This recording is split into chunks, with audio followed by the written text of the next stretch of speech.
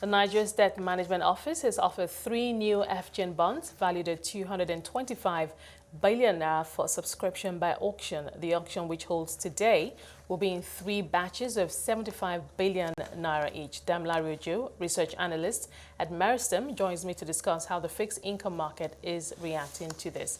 Damilare, thank you so much for taking the time out to join us today. Thank you very much for having me. Bring us up to speed on this auction. What do we know in terms of subscription levels, rates, and perhaps overall outcome? All right, thank you. So if you look at Q1 2021, altogether the DMO has been able to raise about almost half of the planned borrowing in the domestic market for the full year 2022. I mean, according to the 2022 appropriation, the budget. For the second quarter of the year, the DMO is offering a lot more than it offered in the first quarter of the year. That's additional 75 billion naira in each auction to be held in Q2. So, and then when you look at the level of liquidity in the first quarter of the year compared to the amount of bonds that was issued, you see that the amount of liquidity was very, very high. Particularly, that was because of a one-time auction that was, a one-time bond that matured of over 600 billion naira. So that really triggered a lot of, added a lot to the liquidity in the market. So altogether, market liquidity removing FAC allocation was more than 1 trillion naira compared to, just less than 500 billion naira that was auctioned. So generally, what you had in Q1 was a downward trend in the yield environment. But in Q2 2022, the amount of liquidity that we have estimated is likely, it's going to be very much lower than we had in the first quarter of the year. And then when you also compare look at the fact that the federal government is going to be issuing more bonds, is going to be borrowing more in the domestic market compared to the level of expected liquidity. What we expect in Q2 is that yield is going to trend upwards, although it might not be that significant because you also have some factors that might impair that outlook for increase in yield, particularly the fact that the CBN might continue, come back with its ways and means to support the federal government borrowing. But altogether, what we are expecting is that there's going to be an increase in the yield environment in Q2 2022. So what kind of, how high are we talking about here? I know for the Treasury bills, I believe it's a one-year paper, somewhere around 4.6, bonds somewhere around 11, corporate bond market somewhere around 11%. But what can you tell us in terms of how high rates can actually go realistically?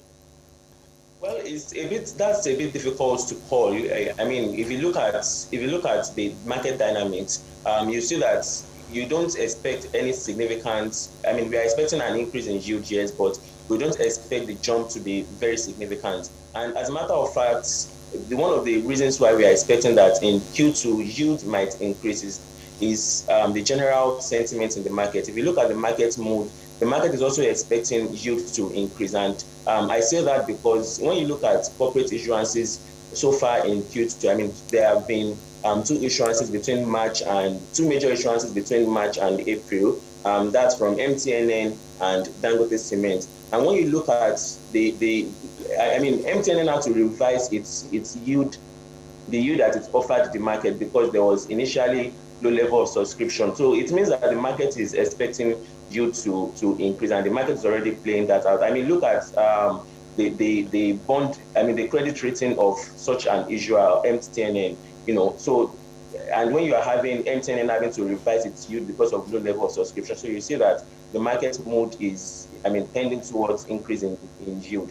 But making a call as to by how much yield is likely to increase, that's a bit difficult. Now, in my previous conversation with market analysts, we always talk about how investors in the market, particularly institutional investors, have very few options, and they have to remain in the market and take whatever yields or rates that it can get. So are you saying that we might be entering an environment where there is a pushback or some kind of a resistance point where investors can now realistically demand more for their money? Yes, it's looking like there's already a pushback. Like the MTNN and Dangote Cement that I referenced earlier.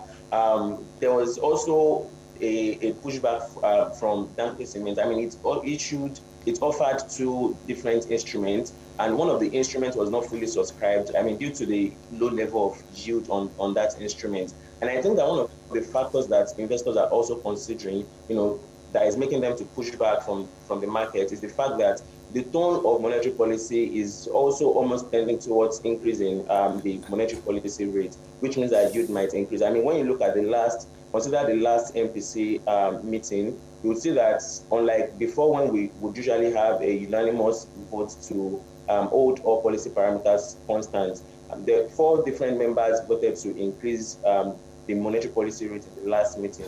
So which means that in the medium term, in market is expecting that the monetary policy authority might also increase rates. I mean, look at inflation rate as well. It is now trending back upwards from what we saw in March. I mean, the March inflation figure. So generally, the market seems to be pushing back. Okay. And an additional, an important, factor that can also trigger that pushback is the level of liquidity that I referenced earlier.